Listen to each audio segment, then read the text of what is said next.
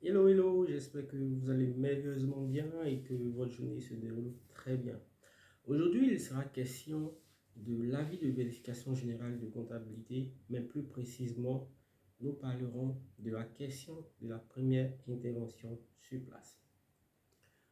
Pour rappel, l'avis de vérification générale de comptabilité intervient dans le cadre d'un contrôle général de comptabilité. Cet avis-là a pour objet principal d'informer le contribuable de ce que l'administration viendra pour procéder à des contrôles sur place.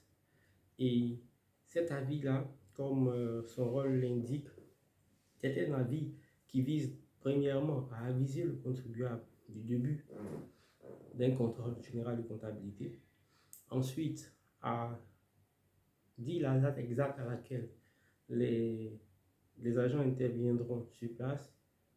Ensuite, à donner de façon, je dirais, expresse la nature des déclarations et des documents comptables qui seront euh, contrôlés par l'administration.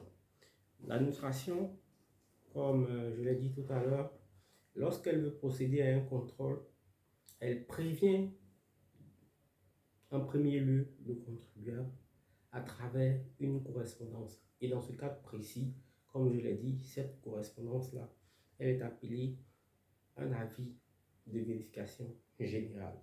Cet avis de vérification générale comporte la date à laquelle les agents interviendront, l'heure, et elle demande au contribuable de mettre à disposition des agents qui viendront déclaration fiscale afférent aux exercices sous contrôle.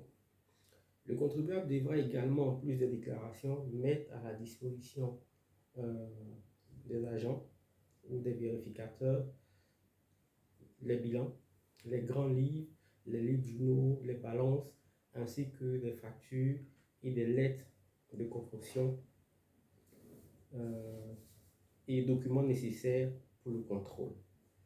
Donc,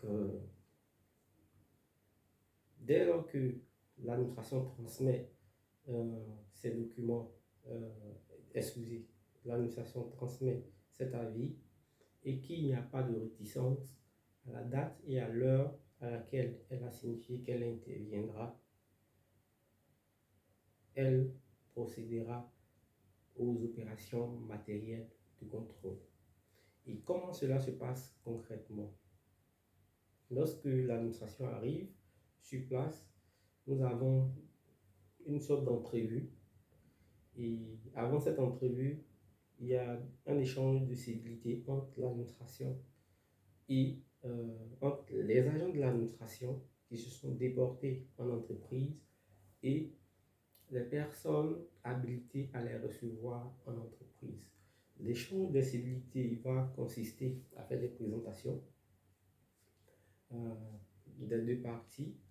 Ensuite, après l'échange des civilités, avant de dresser le procès verbal des débuts des opérations matérielles de contrôle, le vérificateur va demander au représentant légal ou aux personnes qui représentent l'entreprise euh, à cette réunion-là de présenter l'entreprise, c'est-à-dire l'objet social de l'entreprise, ses fournisseurs, ses clients, le nombre d'employés, la forme juridique de l'entreprise et toutes les informations qui concernent en gros l'entreprise.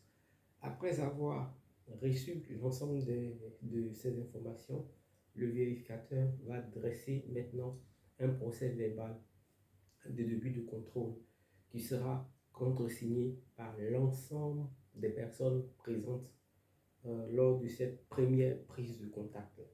Donc voilà ce qui se passe en réalité avant le début des contrôles proprement dit. Et comme vous le savez déjà, l'avis de vérification générale qui a été transmis demande à l'entreprise ou au représentant de l'entreprise de mettre à disposition du vérificateur certains documents. Donc, avant même l'arrivée du vérificateur, ces documents doivent être prêts. Mais aussi, pendant la prise de contact, le vérificateur, après avoir dressé le procès verbal de début des opérations matérielles du contrôle, va pouvoir dresser encore ou transmettre ou demander un complément de document au représentant légal ou aux personnes qui représentent l'entreprise durant cette réunion-là. Donc, les deux parties vont s'atteler à vérifier et à cocher sur la liste qui leur a été, transmise à l'entreprise les documents disponibles.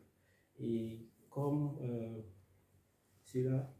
comme il est d'usage pour les documents manquants, les deux parties se conviendront ou s'accorderont des modalités de transmission de ces documents.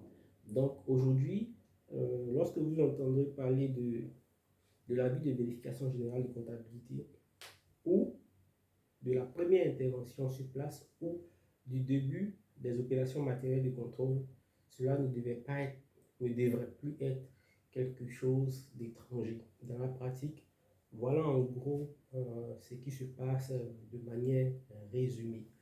Donc, merci à vous d'avoir suivi cette vidéo et à la prochaine pour la suivante. Ciao, ciao.